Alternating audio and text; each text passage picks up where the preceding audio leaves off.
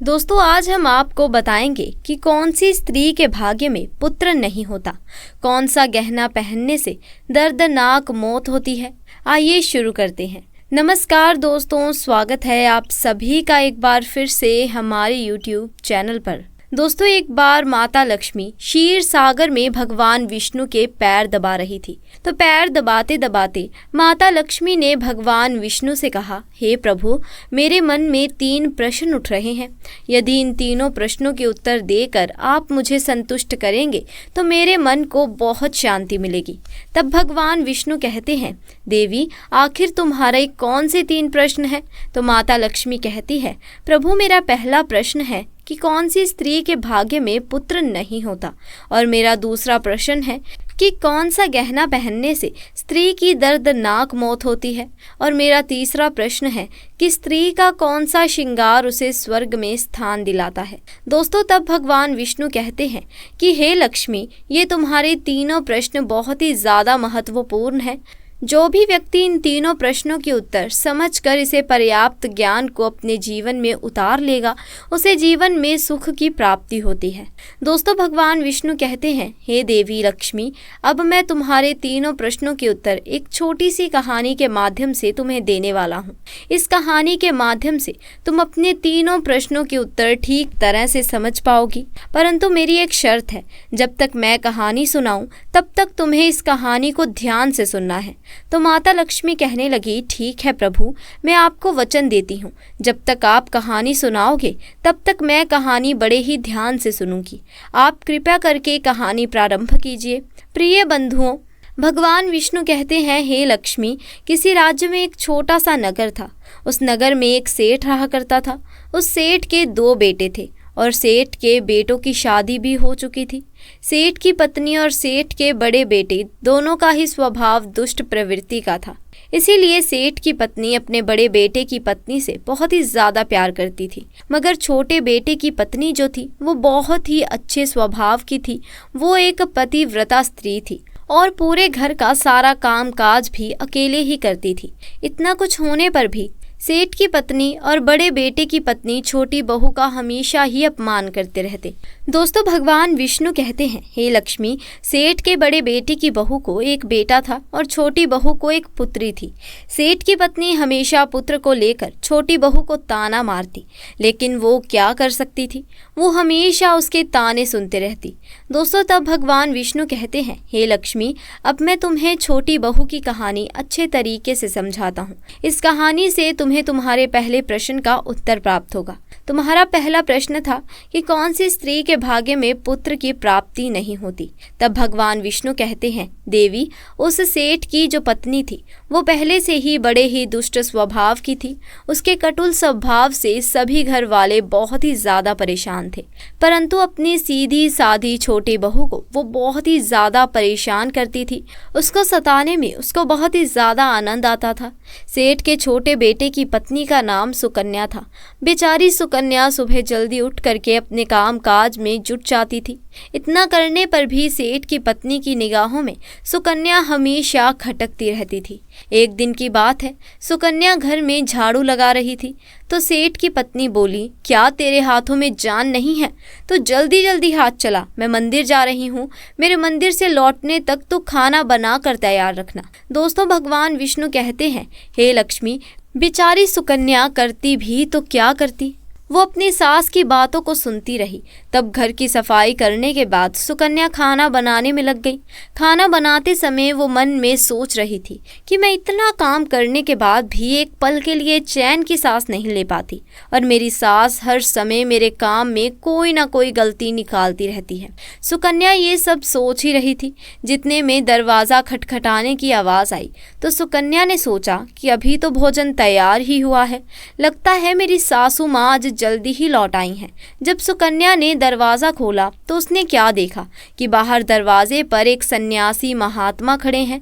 दोस्तों, वो साधु महाराज सुकन्या से कहते हैं कि बेटी, तेरा सुहाग अमर रहे, बाबा को कुछ भोजन करा दे।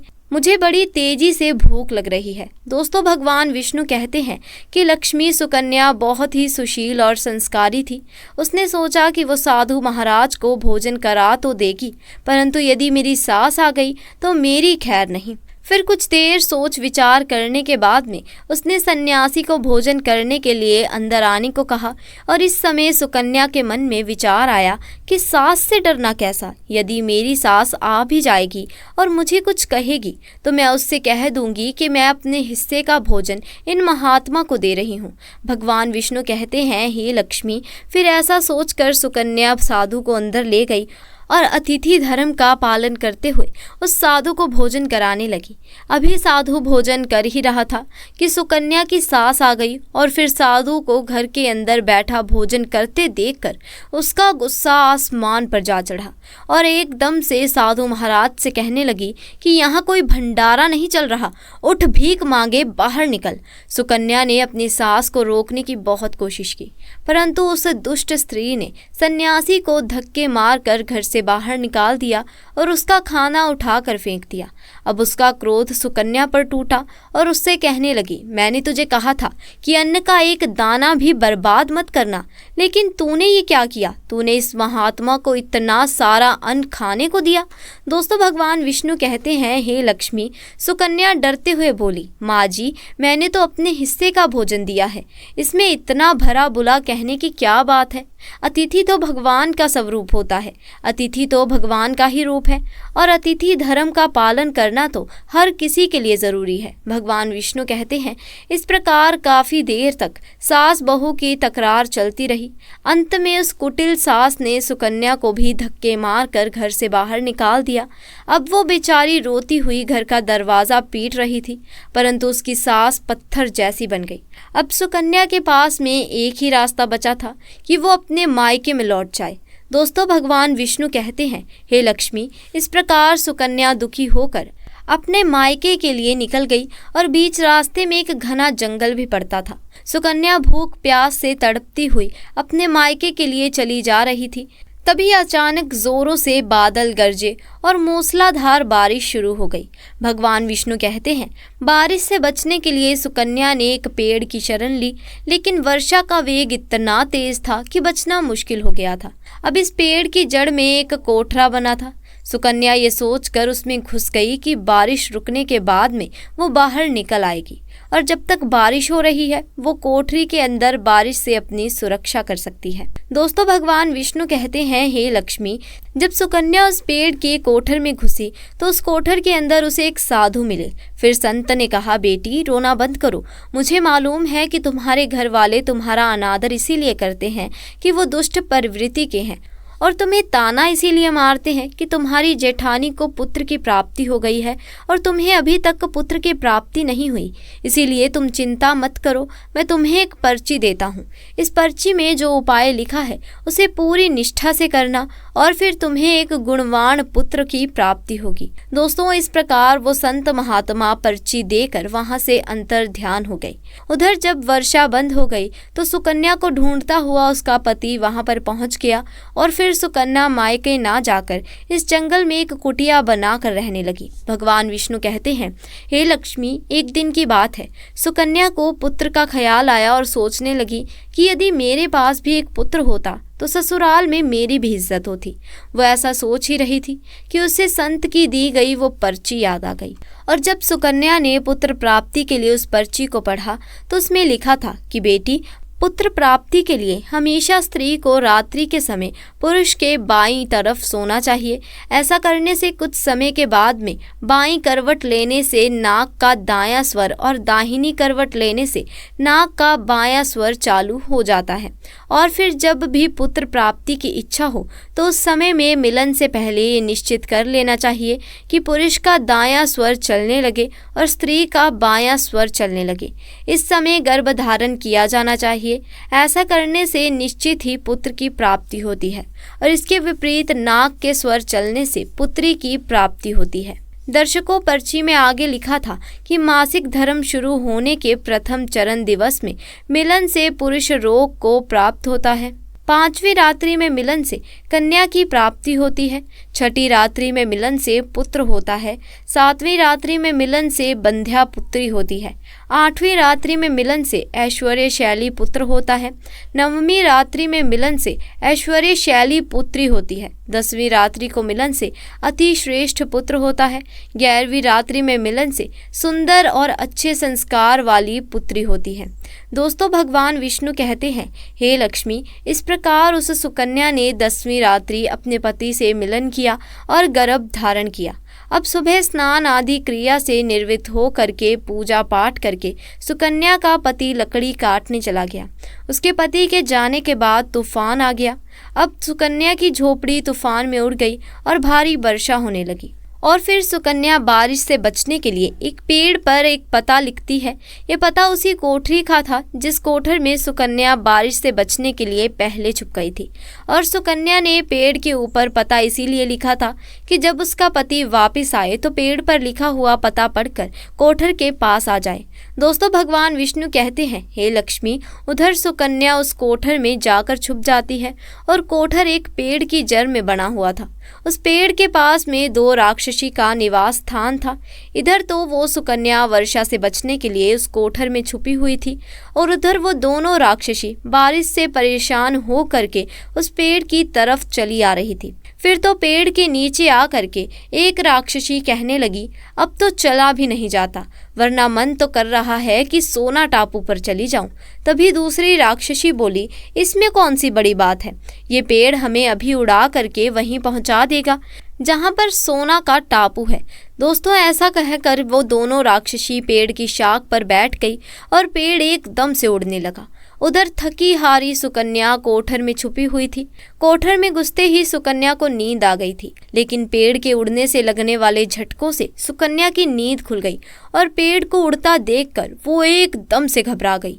दोस्तों, जब सुकन्या ने कोठर से बाहर देखा तो पेड़ की डाल पर 2 राक्षसी बैठी थी। अंततः सुकन्या ने स्थिति के साथ समझौता किया और सोचा कि जो होगा अच्छा ही होगा।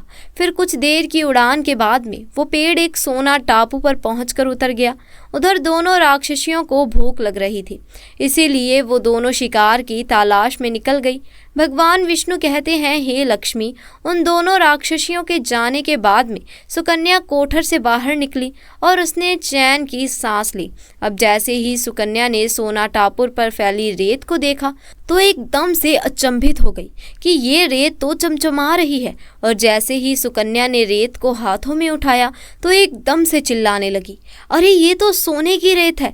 और फिर सुकन्या ने अपनी साड़ी के आंचल में वो जितनी रेत बांध सकती थी उसने बांध ली और पुनः आकर इस कोठर में छुप गई।